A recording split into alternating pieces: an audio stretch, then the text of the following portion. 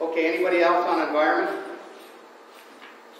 Are you searching for our speaker? Beautiful. Okay, we are so fortunate tonight. We've got the ILB speaking to us tonight. That's the Indian Land Baron, who has another function in life. He's also a shit disturber like Jim about what's that big word? Glyphosate. Oh, yeah. So this believe it or not, this guy is a member of our club. Why did you join? Oh, anyhow, Tony is an expert on this, and he's spoken to many people, and it's an important issue, and I hope I'm going to learn something in his 10 minutes and no longer presentation. Give a hand to Tony Misha.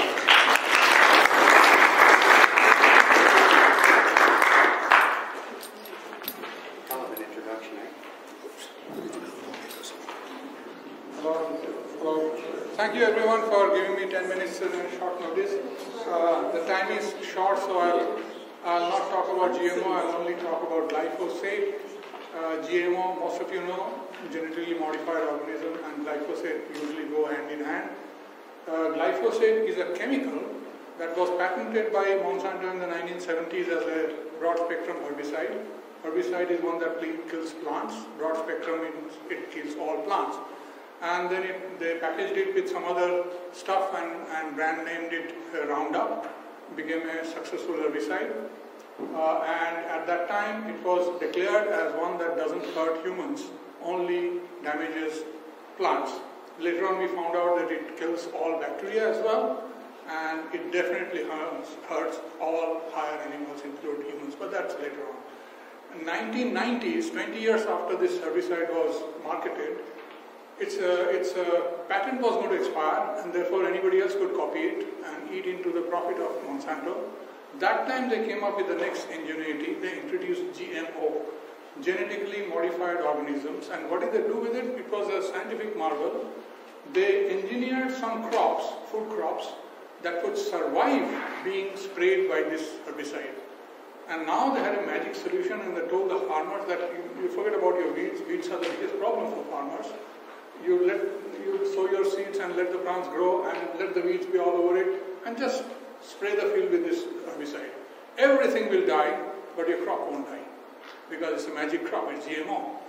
So it became literally a magic solution for farmers, and it took off like crazy, especially in North America. And since it was deemed to be not harming anything except the weeds, no big deal.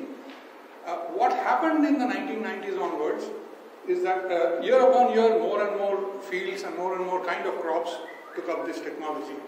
In USA and Canada, mostly, the rest of the world, much slower and much less. What happened from that time on is glyphosate started getting into our food chain, because now it was sprayed directly on growing crops during their growth and before harvest. So its presence in our food started creeping up, and some of the scientists who are studying it, and actually I am fortunate enough to be personal friends of almost all the scientists in North America that are working on this danger, and they saw that the rise of glyphosate year upon year, the chart of in pounds or in kilograms as well as in acreage, is almost exactly matching the rise of certain autoimmune diseases such as autism or celiac, which is related to gluten, and a whole lot.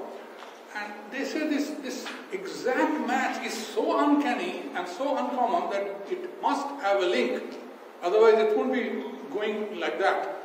But when you suspect a link, scientists' job is to study whether there is a direct link, and that has not been studied till date. And there is a vendetta by the mainstream to not study it. So what happened is, World Health Organization declared last month, to the surprise of many people, that apart from all these diseases, glyphosate is probably a carcinogen. Means it's a cancer agent, and for humans. That means humans exposed to it can trigger cancer. And if you are a scientist or a medical professional, they will tell you, for a chemical that is carcinogen, there is no safe minimum limit. Why?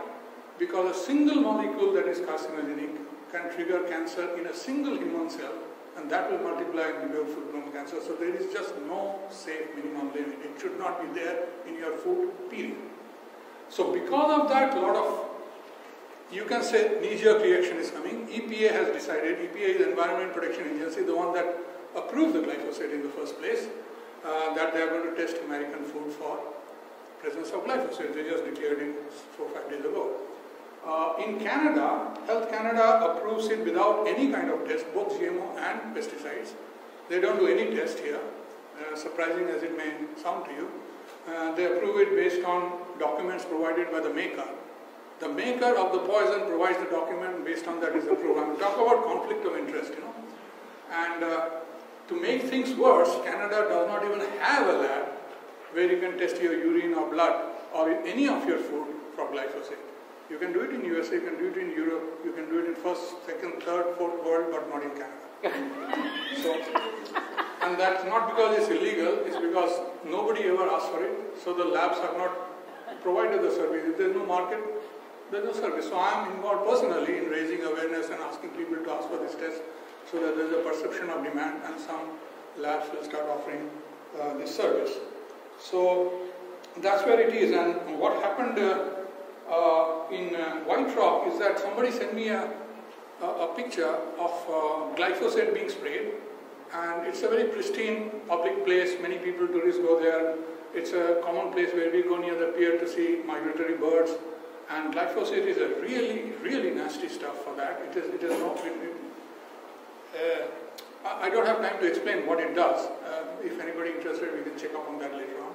So I asked the councillors, the elected councillors of White Rock, what's going on. So I know some of them, and they actually have a law in place which bans the use of pesticides in public places. And some of them spearheaded the campaign. Very, very conscientious people, politicians, and they say, you know, Tony, I mean, it's being done by the railways, and they're saying you have no bloody say. We have a law that is not allowed here, and they're paying it because it's their land, their property, and it's federal jurisdiction, and we have no say. So essentially they want to call other councillors of the nearby towns, because it is also banned in Delta, so it's banned in Richmond. So the other councillors get together and try to find a way to stop this railways using it. It's coming down, the railway is up, and it's down, all the rain will bring it down to the beaches and all that.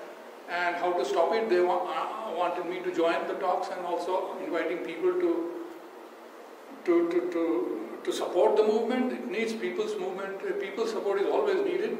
So this is my basic quick talk, and I included some charts. How many minutes have gone? I included some charts which are not mine. It is presented by a scientist called Nancy Swanson from Seattle. So what happened is, she knew that I was coming to talk here, and she knew that I know more about glyphosate's effects on human in food, but less about wildlife and nature, which is what your interest is. So she was trying to contact me, and I was busy whole day, she was busy whole day, and finally she sent a message here, if you have 5 minutes, call me up. So I went and called her up in Seattle. And she said that our paper is coming out, another science paper is coming out in the next few days. I will give you a copy of it, but it's spearheaded by one Judy Hoy of Montana, and she has been studying the death of wildlife, deer, birds, and many others, through exposure to glyphosate and such things all around. And she has been doing autopsy and all that, and that paper is going to come out very soon. I wanted you to tell the people that it is not a joking matter. And I told her, thank you, can you introduce me to Judy? She said, yes, I will do, and you can talk to her directly. You can go to Montana if you want, you know. I also know another wildlife scientist myself. His name is Rod Cumberland. He's from New Brunswick, and he is running from pillar to post because the logging corporations are spraying glyphosate on the forest. It's not only there, they do it on BC also. And the wildlife is deserting the forest, and he's a wildlife biologist. He's studying that. They are beginning to forage in people's backyard, and nobody wants to listen to him. So that's the second scientist that I personally know. And that's it for now. I just wanted to say that I hope you all will be interested and join. It is a really nasty stuff, and it is really nasty fight, but it's our duty. We are getting old, but it's going to be really bad for the younger generation. Really, really bad, and it's being suppressed. Read those 2 books. I don't have time to talk about it. I've read both of them. because 10 minutes is up almost. And I know the person who wrote the second book personally. I spoke with him on record. If you go to my blog, you can hear him talk. He is a scientist that worked in EPA for 30 years. EPA is one that approves all the pesticides in USA. Canada just approves it based on that. And he told me on record that Environment Protection Agency does everything except protect the environment. Every time their own scientists say this pesticide is nasty, don't approve it, they fire him, they gag him, they shift it out, they even ship him out of the country. They do everything possible to shut their own scientists down and approve pesticides. That's a scientist that worked inside EPA for 30 years. He's also a friend of mine, based in California. Thank you.